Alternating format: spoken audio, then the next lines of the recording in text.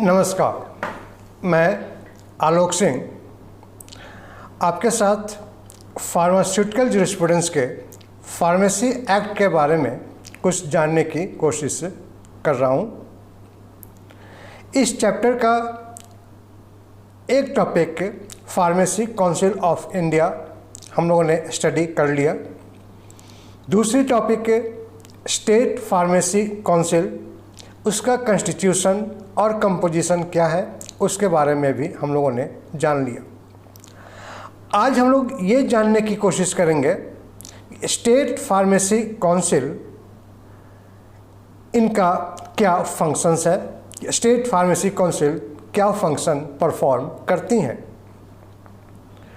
जब हम लोगों ने फार्मेसी एक्ट स्टडी किया था उस समय फार्मेसी एक्ट के ऑब्जेक्टिव्स के बारे में ये बताया गया कि दो ऑब्जेक्टिव्स हैं। Number 1, to provide uniform education throughout India and to control over persons entering in pharmacy profession. जो पहला ऑब्जेक्टिव है उसके लिए फार्मेसी एक्ट ने एक प्रोविज़न दिया कि फार्मेसी काउंसिल ऑफ इंडिया को कंस्टिट्यूट किया जाएगा। जो दूसरा प्रोविज़न है that is to control over persons entering in pharmacy profession, उसके लिए state government state pharmacy council को कंस्टिट्यूट करेंगे। हम लोग ये जान चुके हैं कि स्टेट फार्मेसी काउंसिल किस तरह से कंस्टिट्यूट होती हैं। अब हम लोग ये जानेंगे कि pharmacy council of India state pharmacy council क्या फंक्शन परफॉर्म करेंगी, किस तरह से अपनी ड्यूटी डिलीवर करेंगी, ताकि उनके स्टेट में जो भी पर्सन्स फार्मेसी प्रोफेशन में एंटर करना चाह रहे हों उनके ऊपर एक कंट्रोल लगाई जा सके और सिर्फ जो क्वालिफाइड पर्सन्स हैं, स्किल्ड पर्सन्स हैं, ट्रेंड पर्सन्स हैं, एजुकेटेड पर्सन्स हैं, वही पर्सन फार्मेसी प्रोफेशन के अंदर एंटर करें। तो आज का हमारा टॉपिक है functions of state pharmacy council. इस फंक्शंस को परफॉर्म करने के लिए स्टेट फार्मेसी काउंसिल के पास दो ड्यूटीज़ हैं या दो वर्क है। पहला है that is the registration of pharmacists और दूसरा है removal of name of pharmacist from register. मैं रिपीट कर रहा हूँ कि स्टेट फार्मेसी काउंसिल दो फंक्शंस परफॉर्म करती हैं। पहला है रजिस्ट्रेशन ऑफ फार्मासिस्ट्स और दूसरा है removal of name of pharmacists.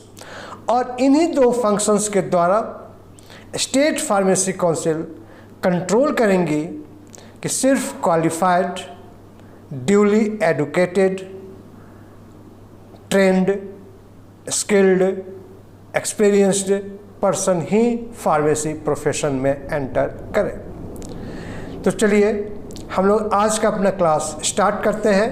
That is the functions of state pharmacy council और उसके अंदर पार्टिकुलर वन पॉइंट, सिर्फ एक फंक्शन आज हम लोग स्टडी करेंगे और वो फंक्शन है रजिस्ट्रेशन ऑफ फार्मासिस्ट्स।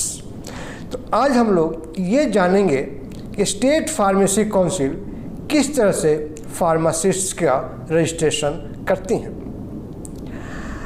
अब जो स्टेट फार्मेसी काउंसिल ये जो रजिस्ट्रेशन का काम कर रही हैं, इस रजिस्ट्रेशन को करने क्यों करती हैं, कि हमारा क्या फंक्शन है। पहला फंक्शन कि रजिस्ट्रेशन ऑफ फार्मासिस्ट्स और दूसरा फंक्शन है कि removal of the name of pharmacists.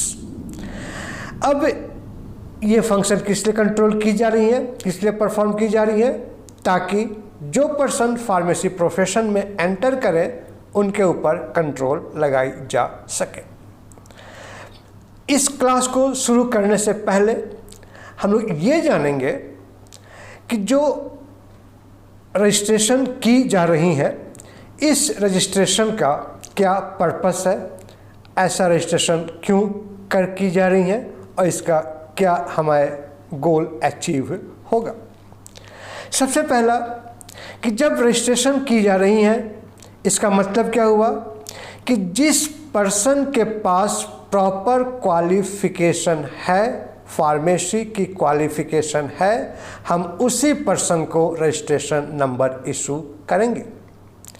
जिस पर्सन के पास एक्सपीरियंस या ट्रेनिंग है, क्वालिफिकेशन भी है और साथ साथ उनके पास प्रॉपर ट्रेनिंग भी है, स्किल भी है, तब हम उनके नाम को रजिस्ट्रेशन करेंगे। और इससे क्या होगा कि हमारी जो फार्मेसी की जो स्टैंडर्ड है, फार्मेसी प्रोफेशन का जो स्टैंडर्ड है, जो लेवल है, वो लेवल मेंटेन रहेंगे। और जिस पर्सन का रजिस्ट्रेशन हो रहा है उस पर्सन के अंदर भी एक डर होगा, वो रियलाइज़ करेंगे कि हमारी क्या ड्यूटीज़ है, हमारी क्या रिस्पॉन्सिबिलिटीज़ है। उन्हें मालूम है कि यदि वो अपनी ड्यूटी को प्रॉपर परफॉर्म नहीं करेंगे उस कंडीशन में उनकी रजिस्ट्रेशन कैंसिल हो जाएगी और फिर वो फार्मेसी प्रोफेशन को कंटिन्यू नहीं कर पाएंगे। तो these are the aims या these are the benefits of the registration. और इस पर्पस के लिए फार्मेसी को state pharmacy council registration number provide करती है to the duly qualified persons. मैं उम्मीद कर रहा हूँ आप समझ गए होंगे कि इस रजिस्ट्रेशन का क्या एडवांटेज है। मैं रिपीट कर दे रहा हूँ। पहला कि जिसके पास सफिशिएंट क्वालिफिकेशन होगा वही पर्सन फार्मेसी प्रोफेशन में एंटर करेंगे। जिसके पास सफिशिएंट एक्सपीरियंस, ट्रेनिंग और स्किल होंगे, क्वालिफिकेशन के साथ साथ स्किल भी है, तब वो फार्मेसी प्रोफेशन में एंटर करेंगे। इससे हमारे प्रोफेशन का एक स्टैंडर्ड, एक लेवल मेंटेन रहेगा। जो फार्मासिस्ट प्रोफेशन में एंटर करेंगे, जो रजिस्टर्ड फार्मासिस्ट प्रोफेशन में एंटर करेंगे, वो रियलाइज़ करेंगे कि उनके अंदर ये ड्यूटीज़ हैं और उनको ये ड्यूटी दी गई हैं और उनकी ये रिस्पॉन्सिबिलिटी है।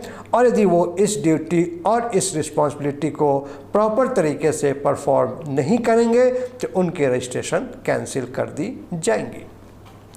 तो these are the aim of the registration और उसके लिए state pharmacy council registration number provide करती हैं फार्मासिस्ट को और वो फार्मासिस्ट रजिस्टर्ड फार्मासिस्ट बन जाते हैं।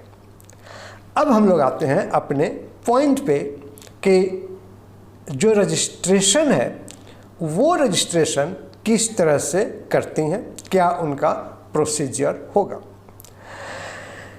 जो रजिस्ट्रेशन है उन हर एक रजिस्टर्ड फार्मासिस्ट का नाम एक रजिस्टर के अंदर लिखा हुआ होता है और जो जिस रजिस्टर के अंदर फार्मासिस्ट का नाम, रजिस्टर्ड फार्मासिस्ट का नाम एंटर होगा उस रजिस्टर को हम लोग कहते हैं रजिस्टर ऑफ फार्मासिस्ट्स।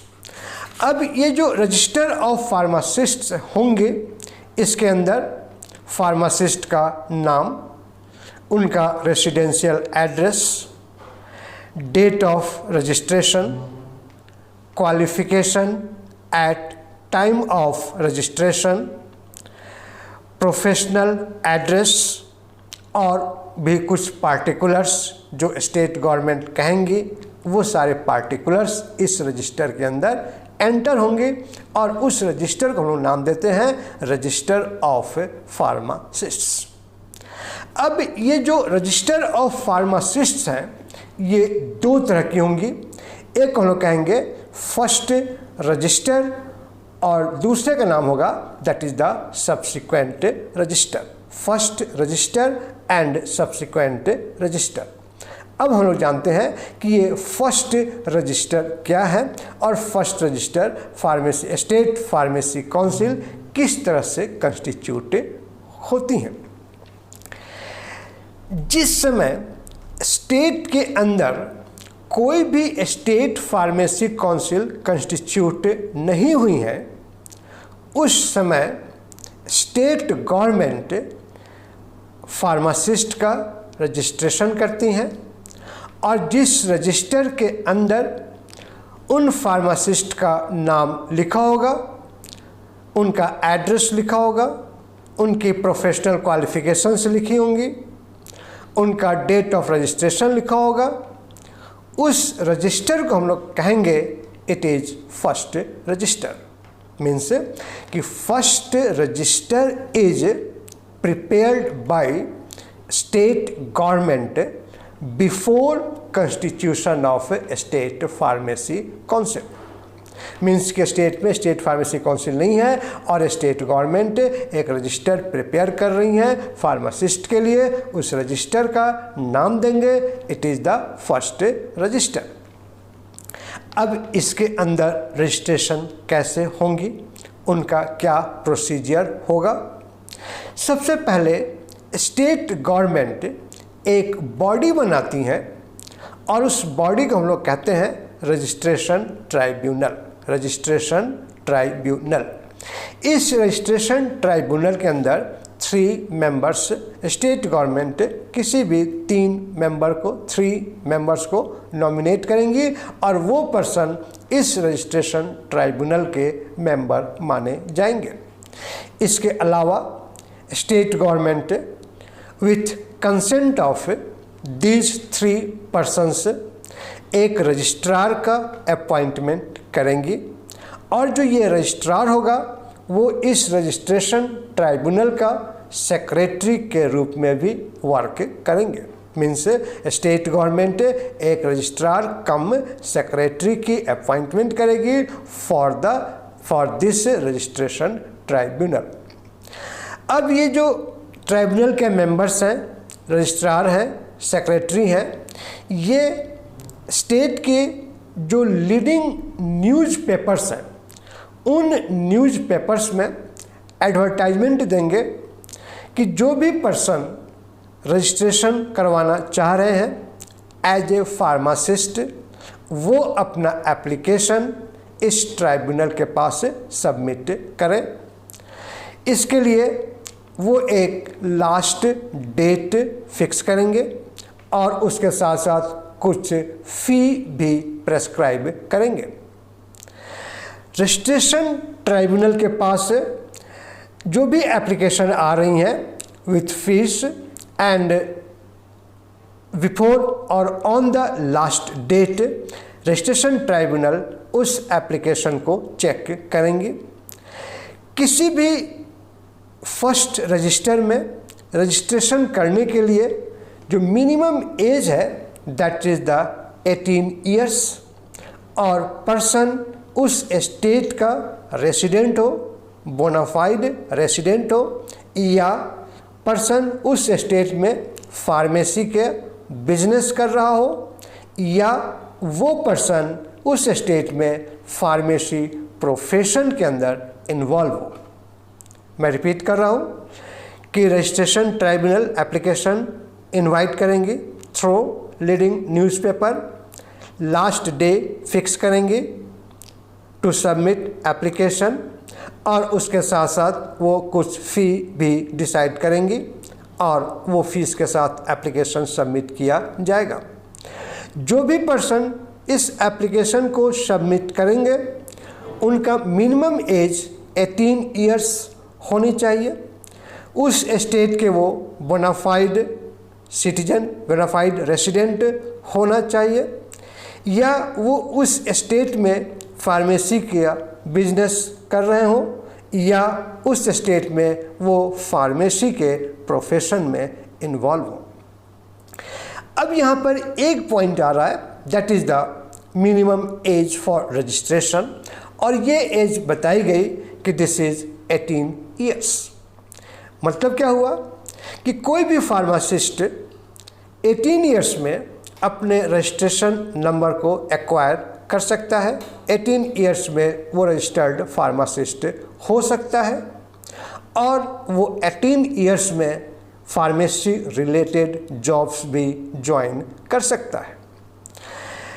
अक्सर आप देखते होंगे कि किसी भी प्रोफेशन के अंदर जो जॉब क्राइटेरिया होगा वहाँ पे मिनिमम एज 21 ईयर्स होती है, लेकिन यहाँ पे ये कंडीशन है कि पर्सन जो फार्मासिस्ट हैं वो 18 ईयर्स के एज में फार्मासिस्ट बन सकते हैं और वो एज ए फार्मासिस्ट किसी भी जॉब को ज्वाइन कर सकते हैं। अब यहाँ पे प्रश्न ये है कि फार्मासिस्ट के अंदर ये एक्सेप्शन क्यों दिया गया। बाकी जॉब के लिए मिनिमम एज 21 ईयर्स है, जबकि फार्मासिस्ट के लिए मिनिमम एज रखा गया दैट इज़ द 18 ईयर्स। कारण क्या है, रीज़न क्या है, इसका एक्सप्लेनेशन क्या है कि पहले जो फार्मेसी की डिप्लोमा थी उस डिप्लोमा में एडमिशन होने के लिए जो मिनिमम क्वालिफिकेशन था that was the 10th matriculate. Means कि आफ्टर मैट्रिकुलेशन कोई भी पर्सन डिप्लोमा फार्मेसी को ज्वाइन कर सकता था और एट द एज ऑफ 18 उसको फार्मेसी की डिप्लोमा मिल जाती थी। अब यदि सपोज करें कि किसी पर्सन को 18 ईयर्स में फार्मेसी का डिप्लोमा मिल गया और उसे 3 ईयर्स तक इंतज़ार करना पड़ा, वेट करना पड़ा अब किसी भी जॉब को ज्वाइन करने के लिए, तो ड्यूरिंग दीज 3 ईयर्स वो पर्सन अपने सारे नॉलेज को भूल चुका होगा, उसको कुछ भी याद नहीं रहेगा और जब वो ज्वाइन करेगा तो वो एक रॉ हो जाएगा, उसके पास कोई भी चीज़ें जो नॉलेज होंगी वो फ्रेश नहीं रहेंगे। और इससे क्या होगा कि पर्सन्स फार्मेसी प्रोफेशन में एंटर नहीं करना चाहेंगे। इस प्रॉब्लम को सॉल्व करने के लिए फार्मेसी एक्ट में ये मेंशन किया गया कि फर्स्ट रजिस्टर के अंदर जिस भी पर्सन का नाम एंटर होगा उसका मिनिमम एज है that is the 18 years. Means कोई भी पर्सन 18 ईयर्स के एज में रजिस्टर्ड फार्मासिस्ट बन सकता है और बन सकता है नहीं, बन सकता था और वो as a pharmacist job join कर सकता था। हालांकि आज की डेट में इसका कोई संदर्भ का कोई मतलब नहीं रहा, क्योंकि अब मिनिमम क्वालिफ़िकेशन +2 है।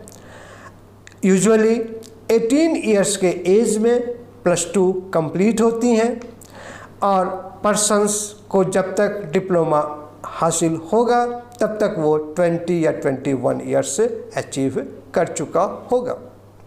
फिर भी हमारी जो एक्ट है वहाँ पे ये कहा गया कि मिनिमम एज फॉर रजिस्ट्रेशन है दैट इज़ द 18 ईयर्स। अब रजिस्ट्रेशन ट्राइब्यूनल के पास जो एप्लीकेशन आएंगे उसके लिए रजिस्ट्रेशन ट्राइब्यूनल ने कुछ क्वालिफ़िकेशन भी फिक्स कर रखी हैं कि जिन पर्सन्स के पास जो ऊपर कंडीशंस बताई गई वो उन कंडीशंस को फुलफ़िल कर रहे हैं और उसके साथ साथ उनके पास फार्मेसी की डिग्री या डिप्लोमा हो या फार्मास्यूटिकल केमिस्ट्री का डिग्री या डिप्लोमा हो या वो केमिस्ट एंड ड्रगिस्ट का डिप्लोमा हो या वो उनके पास कोई भी क्वालिफ़िकेशन हो जो इंडिया के बाहर से लाई गई हैं और पीसीआई के द्वारा रिकॉग्नाइज्ड है, उन पर्सन्स को वो अलाउ करेंगे to enter in the pharmacy profession. हम लोग ये जान रहे हैं कि फर्स्ट रजिस्टर के अंदर एंटर करने की क्या क्या क्वालिफ़िकेशंस हैं।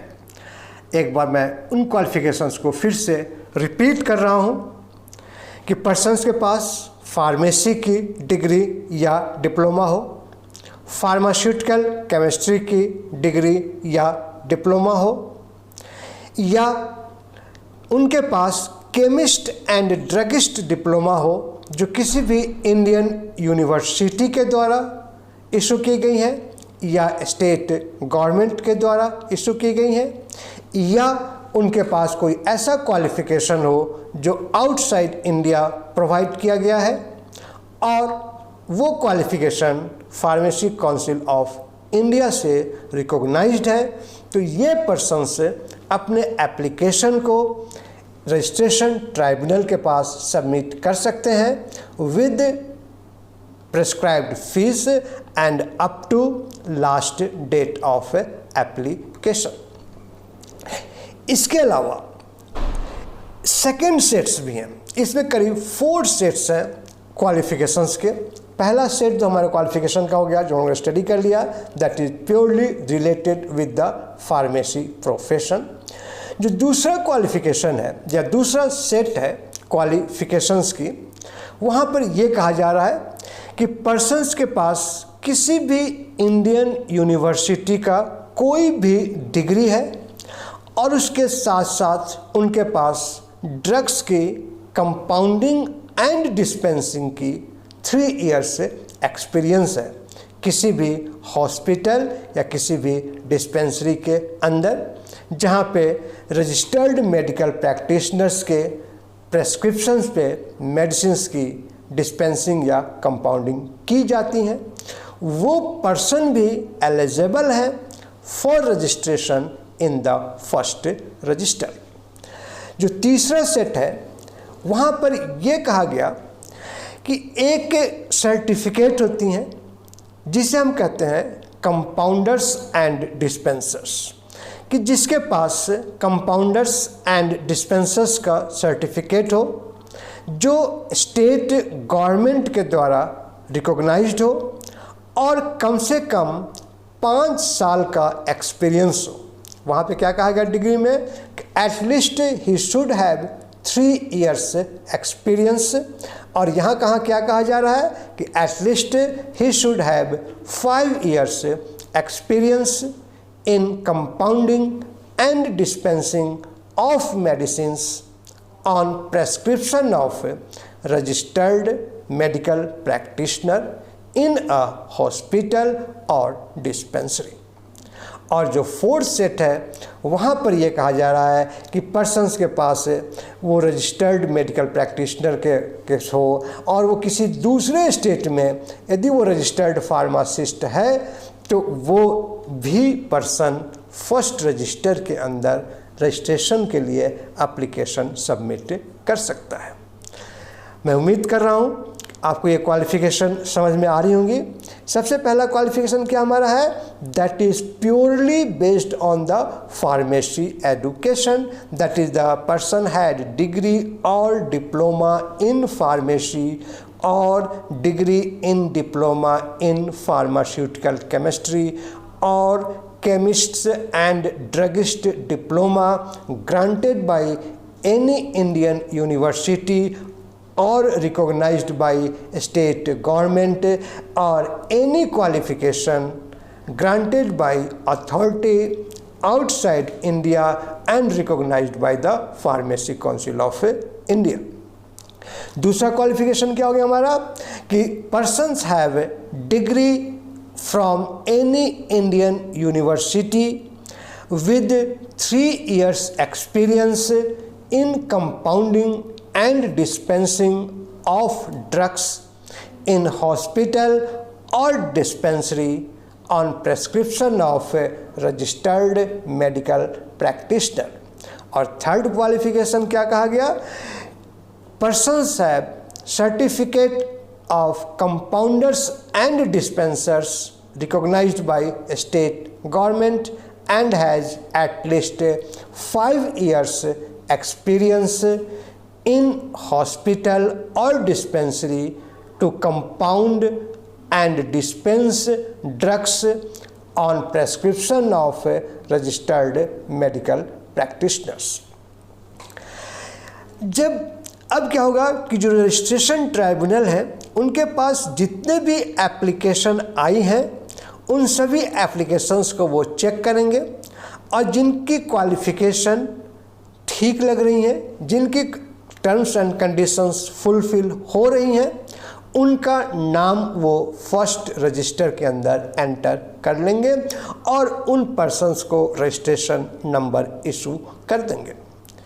जब ये रजिस्ट्रेशन का काम कंप्लीट हो जाएंगे तब ये ट्राइब्यूनल वो फर्स्ट रजिस्टर को प्रिंट करेंगे और उसे पब्लिश करेंगे। यदि किसी भी पर्सन्स का नाम वहाँ पे एंटर नहीं है और वो रजिस्ट्रेशन ट्राइब्यूनल के डिसीजन से डिफ़र कर रहा है, उसका मानना है कि उसकी भी रजिस्ट्रेशन होनी चाहिए, वो पर्सन स्टेट गवर्नमेंट को अपील कर सकती हैं against registration tribunal, but within 60 days from the publication of first resistor. State government एक अथॉरिटी को अपॉइंट करेंगी और अथॉरिटी उन एप्लीकेशंस को चेक करेंगे और जो अथॉरिटी का डिसीजन होगा वो डिसीजन फाइनल डिसीजन मानी जाएगी और रजिस्ट्रेशन ट्राइब्यूनल अपने रजिस्टर को अमेंड करेंगे और उसे रीपब्लिश करेंगे। जब फर्स्ट रजिस्टर बन जाएंगी उसके बाद स्टेट गवर्नमेंट अपने स्टेट में स्टेट फार्मेसी काउंसिल को कंस्टिट्यूट करेंगे और जब वहाँ पे स्टेट फार्मेसी काउंसिल कंस्टिट्यूट हो जाएंगी स्टेट गवर्नमेंट फर्स्ट रजिस्टर को स्टेट फार्मेसी काउंसिल को हैंड ओवर कर देंगे और जो फ़ी कलेक्ट हुई हैं for registration in first resistor वो सारा का सारा अमाउंट स्टेट फार्मेसी काउंसिल को हैंड ओवर कर दी जाएंगी और इस तरह से ये फर्स्ट रजिस्टर कंप्लीट हुई कि किस तरह से फर्स्ट रजिस्टर के अंदर रजिस्ट्रेशन होंगी और क्या क्या क्राइटेरिया है अबाउट द फर्स्ट रजिस्टर और फर्स्ट रजिस्टर हम किसे कहते हैं। अब हम आते हैं अपने दूसरे रजिस्टर पे जिसका नाम है सब्सिक्वेंट रजिस्टर। जब स्टेट फार्मेसी काउंसिल कंस्टिट्यूट हो जाएंगी तो स्टेट फार्मेसी काउंसिल उस फर्स्ट रजिस्टर को मेंटेन करेंगी और उसको मेंटेन करने के लिए एक दूसरा रजिस्टर वो प्रिपेयर करेंगी और उस रजिस्टर को हम लोग कहते हैं इट इज सब्सिक्वेंट रजिस्टर।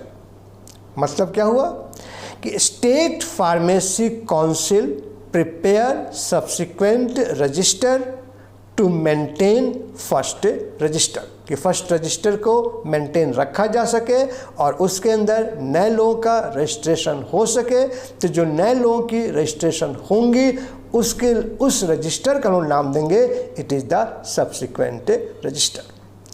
अब सब्सिक्वेंट रजिस्टर के अंदर जो रजिस्ट्रेशन होंगी उसके लिए भी वही सारी कंडीशंस हैं कि मिनिमम एज 18 ईयर्स होंगी, पर्सन से स्टेट का रेजिडेंट हो, पर्सन इनमें से कोई भी एक कंडीशन रेजिडेंट हो या पर्सन स्टेट में फार्मेसी बिजनेस में इन्वॉल्व हो या पर्सन स्टेट में फार्मेसी प्रोफेशन कर रहा हो, वो पर्सन एलिजिबल है for the registration in the subsequent register.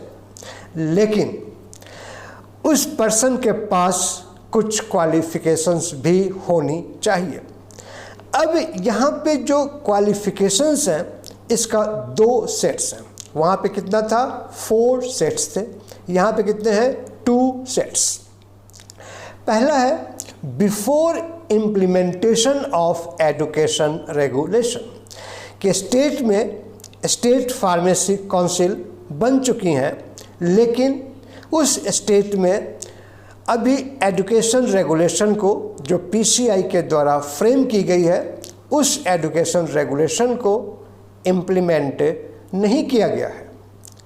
यदि उस स्टेट में एजुकेशन रेगुलेशन इम्प्लीमेंट नहीं है तब सब्सिक्वेंट रजिस्ट्रेशन के अंदर जो क्वालिफ़िकेशंस होंगी वो वही क्वालिफ़िकेशंस होंगी जो क्वालिफ़िकेशन से हम लोग फर्स्ट रजिस्टर में स्टडी कर चुके थे। या एक पॉइंट और ऐड हो गया कि वो पर्सन यदि किसी दूसरे स्टेट में रजिस्टर्ड फार्मासिस्ट है तो उसका रजिस्ट्रेशन इस स्टेट के अंदर भी हो सकता है। तो ये हो गया हमारा set of qualification before implementation of education regulation.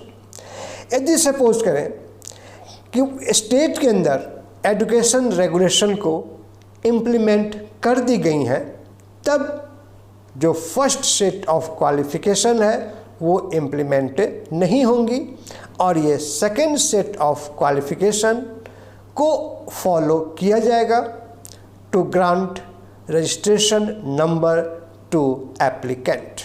और यहाँ पे सिंपल है, सिर्फ एक क्वालिफिकेशन है कि पर्सन्स के पास फार्मेसी की डिग्री हो या फार्मेसी का डिप्लोमा हो और उस पर्सन को किसी अप्रूव्ड इंस्टीट्यूशन के द्वारा या अप्रूव्ड एग्जामिनेशन के बाद उनको डिप्लोमा इशू की गई। दो कंडीशन हो गया कि पर्सन किसी ऐसे इंस्टीट्यूट में स्टडी किया जो institute pharmacy council of India से अप्रूव थी, और दूसरा कि पर्सन्स को जो एग्जामिनेशन हुई वो किसी ऐसे बोर्ड या यूनिवर्सिटी के द्वारा कंडक्ट की गई जो बोर्ड या university pharmacy council of India से अप्रूव्ड है। जिनके पास इन अप्रूव्ड एग्जामिनेशंस के बाद डिप्लोमा और डिग्री मिला है वो पर्सन एलिजिबल है for the registration in subsequent register. और लास्ट पॉइंट है, यदि कोई पर्सन किसी दूसरे स्टेट में रजिस्टर्ड फार्मासिस्ट है और उनके पास कोई भी क्वालिफिकेशन हो, लेकिन यदि वो किसी दूसरे स्टेट में रजिस्टर्ड फार्मासिस्ट हैं तब उनका इस स्टेट के अंदर भी रजिस्ट्रेशन हो जाएंगे। तो these are the two sets of qualifications regarding the registration in subsequent register. अब जो हमारी फार्मेसी एक्ट 1948 है उसके अंदर 1976 में एक अमेंडमेंट की गई और कुछ पॉइंट्स ऐड की गई कि ये पर्सन भी सब्सिक्वेंट रजिस्टर में अपना रजिस्ट्रेशन करवा सकते हैं even after implementation of education regulation. के स्टेट में एजुकेशन रेगुलेशन इम्प्लीमेंट कर दी गई हैं, लेकिन यदि पर्सन्स के पास इनमें से कोई भी एक क्वालिफिकेशन है तो वो पर्सन इस सब्सिक्वेंट रजिस्टर में अपना रजिस्ट्रेशन करवा सकती हैं। लेकिन ये प्रोविज़न सिर्फ 2 साल के लिए ही लागू रहेंगी। दैट वाज द 76 में स्टार्ट हुई और 78 में प्रोविज़न को ख़त्म कर दिया गया। मीन्स ये जो अमेंडमेंट थी this is applicable only for the 2 years। अब वो क्या क्या क्वालिफिकेशंस इंक्लूड की गई कि पर्सन्स के पास फार्मेसी की डिग्री या डिप्लोमा हो, फार्मास्यूटिकल केमिस्ट्री की डिग्री या डिप्लोमा हो, किसी भी इंडियन यूनिवर्सिटी या स्टेट गवर्नमेंट के द्वारा दी गई केमिस्ट एंड ड्रगिस्ट डिप्लोमा हो, पर्सन कंपाउंडर और डिस्पेंसर्स का सर्टिफिकेट रखा हो जो स्टेट गवर्नमेंट से रिकॉग्नाइज्ड है, या पर्सन एलिजिबल है for the registration in the first registers, तो वो पर्सन का हम रजिस्ट्रेशन कर लेंगे in the subsequent register even after implementation of the education regulation. कुछ और भी प्रोविजंस दी गई डिस्प्लेस्ड पर्सन्स के लिए कि 1957 के बाद और 1971 से पहले 14 अप्रैल 1957 एंड 25 मार्च 1971 इनके बीच में कुछ पर्सन्स जैसे बांग्लादेश से इंडिया में डिस्प्लेस होकर आए हों या श्रीलंका से आए हों या बर्मा से आए हों या युगांडा से आए हों, वो डिस्प्लेस्ड पर्सन्स हैं। और वो पर्सन जिस कंट्री से इंडिया के अंदर डिस्प्लेस होकर आए, वहाँ पे वो फार्मेसी का प्रोफेशन या बिजनेस कर रहे थे और उनके पास इस प्रोफेशन या बिजनेस का 5 साल का एक्सपीरियंस था। उन पर्सन्स का नाम भी हम इस सब्सिक्वेंट रजिस्टर के अंदर एंटर कर सकते हैं। तो इस तरह से हम लोगों ने ये स्टडी किया कि स्टेट फार्मेसी काउंसिल क्या होता है, इस स्टेट फार्मेसी काउंसिल का क्या फंक्शंस है, और जो रजिस्ट्रेशन हो रही हैं तो जो रजिस्टर है, रजिस्टर ऑफ फार्मासिस्ट, वो कितने तरह की होंगी। मैं एक बार रिवाइज कर दे रहा हूँ, बहुत सिंपल है। स्टेट फार्मेसी काउंसिल रजिस्ट्रेशन करती हैं, क्यों करती हैं? To control over persons entering in pharmacy profession. इससे क्या होगा कि प्रोफेशन का स्टैंडर्ड रेगुलेट रहेगा, स्टैंडर्ड मेंटेन रहेगा। सिर्फ professionally qualified, experienced, skilled and trained person ही फार्मेसी प्रोफेशन में एंटर करेंगे। जो रजिस्ट्रेशन होगी, जो रजिस्टर होंगी, जो फार्मेसी रजिस्टर होंगी, वो रजिस्टर 2 तरह की होंगी। एक का नाम देंगे फर्स्ट रजिस्टर और दूसरा नाम देंगे second register. First resistor prepare की जाएगी स्टेट गवर्नमेंट के द्वारा before constitution of state pharmacy council, और उसके लिए 4 सेट बताई गई क्वालिफिकेशंस के। गवर्नमेंट रजिस्ट्रेशन ट्राइब्यूनल बनाती हैं। रजिस्ट्रेशन ट्राइब्यूनल के पास एक रजिस्ट्रार और एक सेक्रेटरी होगा। रजिस्ट्रेशन ट्राइब्यूनल अपना एडवर्टाइजमेंट देगी लीडिंग न्यूज़पेपर में विथ प्रेस्क्राइब्ड फीस। जो पर्सन अप्लाई करेंगे और जिनके पास सफिशिएंट क्वालिफिकेशन है, सारे कंडीशंस को फुलफिल कर रहे हैं, उनका रजिस्ट्रेशन नंबर इशू कर दिया जाएगा और नाम फर्स्ट रजिस्टर में एंटर कर दी जाएगी। यदि कोई पर्सन रजिस्ट्रेशन ट्राइब्यूनल के डिसीजन से सेटिस्फाइड नहीं है तो वो स्टेट गवर्नमेंट को अपील करेंगी। स्टेट गवर्नमेंट उनको चेक करेगा और स्टेट गवर्नमेंट की जो डिसीजन होगी वो डिसीजन फाइनल मानी जाएगी, और उसी के अकॉर्डिंग जो ट्राइब्यूनल होगा वो दोबारा से फर्स्ट रजिस्टर को अमेंड करेगा और पब्लिश करेगा। पब्लिश होने के बाद स्टेट गवर्नमेंट स्टेट में स्टेट फार्मेसी काउंसिल को कंस्टिट्यूट करेंगी और फार्मेसी का जो फर्स्ट रजिस्टर है, ये first resistor state pharmacy council को हैंड ओवर कर दी जाएंगी। स्टेट फार्मेसी काउंसिल इस फर्स्ट रजिस्टर को मेंटेन करने के लिए एक नया रजिस्टर बनाएंगे और उसका नाम है सब्सिक्वेंट रजिस्टर। इस सब्सिक्वेंट रजिस्टर में भी वही सारी कंडीशंस ऑब्जर्व की जाएंगी जो हमारी फर्स्ट रजिस्टर के अंदर मेंशन की गई थी। सिर्फ क्वालिफिकेशंस चेंज होगा। क्वालिफिकेशंस के यहाँ पे 2 सेट हैं, before implementation of education regulation and after implementation of education regulation in state. यदि स्टेट में एजुकेशन रेगुलेशन इम्प्लीमेंट नहीं है तब यहाँ पर भी वही क्वालिफिकेशन ऑब्जर्व की जाएंगी जो हमारी फर्स्ट रजिस्टर के अंदर मेंशन की हुई हैं। और यदि स्टेट में एजुकेशन रेगुलेशन इम्प्लीमेंट हो चुकी हैं तब उस कंडीशन में पर्सन्स के पास अप्रूव्ड डिग्री हो, अप्रूव्ड डिप्लोमा हो, और वो कहाँ से किया गया हो, किसी भी अप्रूव्ड इंस्टीट्यूशन से और किसी भी अप्रूव्ड एग्जामिनिंग बॉडी से, वो पर्सन अपना रजिस्ट्रेशन करवा सकता है इस फार्मेसी रजिस्टर के अंदर। मैं उम्मीद करता हूँ कि मैंने ये टॉपिक आपको समझाने की जो कोशिश की है आपको समझ में आ गई होंगी, सारा डाउट्स क्लियर हो गया होगा। मैं एक बार फिर रिक्वेस्ट करता हूँ, यदि आपके कोई भी डाउट्स हैं, कोई कन्फ्यूजन है तो आप कमेंट बॉक्स में ज़रूर लिखें, अपना फीडबैक दें ताकि हमें पता लगे कि हमें और क्या क्या इम्प्रूवमेंट अपनी तरफ से करनी है। Thank you very much for staying with me for such a long duration. Thanks a lot.